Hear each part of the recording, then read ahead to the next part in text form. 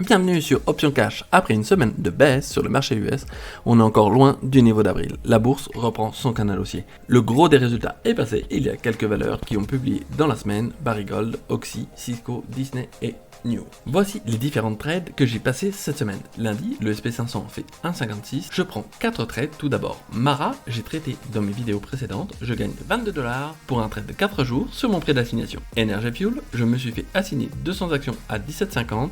Je vends 2 calls à ce prix et je prends $90 de premium. Pour changer un peu de la tech et diversifier, je prends un cash et cure put sur l'action Camping World avec le dividende qui arrive en décembre. Attention, il n'y a que des options mensuelles sur ce titre. Je prends le trade au strike de $12 qui est sur un support important depuis un moment et je gagne $50. Duolingo, après de bons résultats et une croissance des revenus, l'action a bien ramassé. Je prends 5 credit put spread sur les strikes 150-140$. J'empoche $176 de prime par contrat, soit $880 net. SoFi, contre les 6 dips que j'ai, je lance des calls pour vendredi. Il me rapporte $114. Quelle belle journée. Petit saut de 9h10, je lance un call à 55 au-dessus de mon pendant et de mon prix d'assignation avec un delta de 18. Ça fait statistiquement 82% de chances que je ne sois pas assigné à vendre mes actions. J'empoche $61 de prime. IMS, j'ai 100 actions en portefeuille à 46,55 et plusieurs trades en cours, notamment un pour vendredi à $40, plus ou moins le cours du jour. Avec cette petite chute, je relance 2 cash et cure put sur les $35. Je suis convaincu que cette société va continuer à délivrer. J'empoche $310 de prime. Ensuite, je ferme des puts de protection sur Google et AMD que j'avais achetés avec des lips, pour lesquels j'ai fait une bonne prise de bénéfice. Je dépense $690 pour fermer ces trades et récupérer du pouvoir d'achat. Suite à la publication des résultats d'Oxy, mon put $40 pour la semaine prochaine se porte très bien. Je ne fais rien. Si je ferme aujourd'hui, je garderai 73% de la prime. Mercredi, je vois que mon trade pour Riot sur les $18 va être assigné probablement vendredi. Je reprends 2 trades supplémentaires sur les 14,50 pour la semaine suivante. Je prends $80 de prix. La société hollandaise Nebius, qui propose des solutions pour optimiser l'infrastructure IA, chute en bourse après ses résultats. Je positionne 4 credit put spread, 20% en dessous du cours actuel. Je prends 4 fois $120 de prime. Jeudi, le marché chute. Je profite de cette opportunité. Mes calls sur les 18,50 de SoFi vont expirer sans valeur. L'action est toujours sur son canal haussier. Je lance 2 puts pour le 12 décembre. J'aimerais me faire assigner sur cette valeur à ce prix. Je prends $154 de prime. Nuscale chute aussi. Je vais me faire assigner sur les $35. Il y a peu de chances qu'elle remonte au-dessus de ce strike dans la journée de vendredi. Ça me fera 200 actions en tout. Je lance un autre put pour décembre qui me rapporte $100 et me fera baisser mon PRU le cas échéant. Mara chute avec le Bitcoin. Je vais sûrement me faire assigner sur mon put $15. Par contre, le call 18,50 est très loin. Je décide de renforcer ma position avec 2 nouveaux contrats pour la fin du mois. Ça me rapporte $132.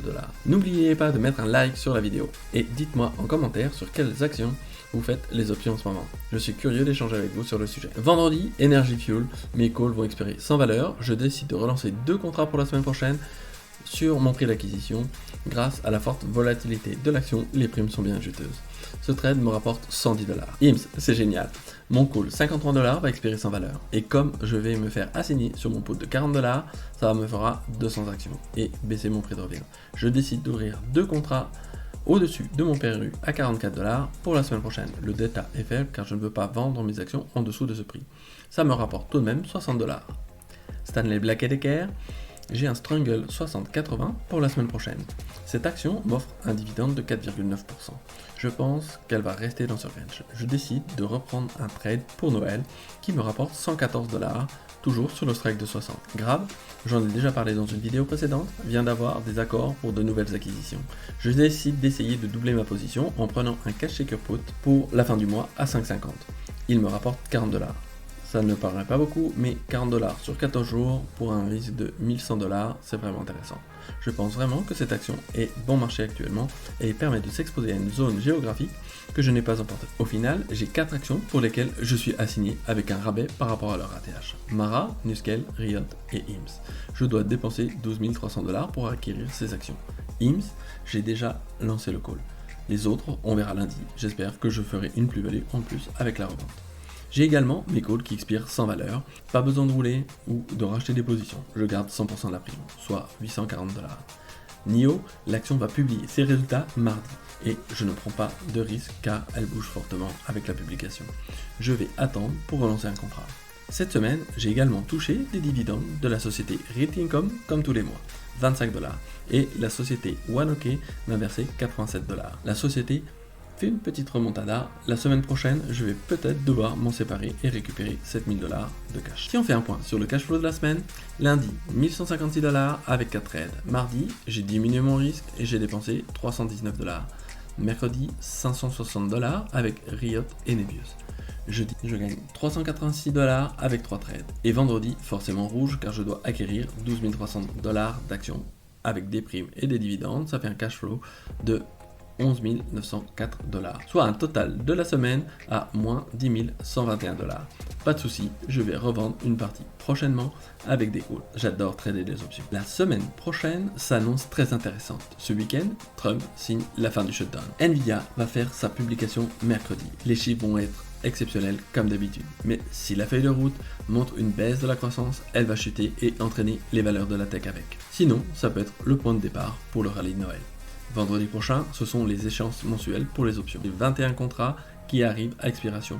À voir comment ça va finir. Et j'aimerais bien remonter mon niveau de cash. Trump vient de découvrir qu'avec ses tarifs, il faisait remonter les prix de ses produits préférés.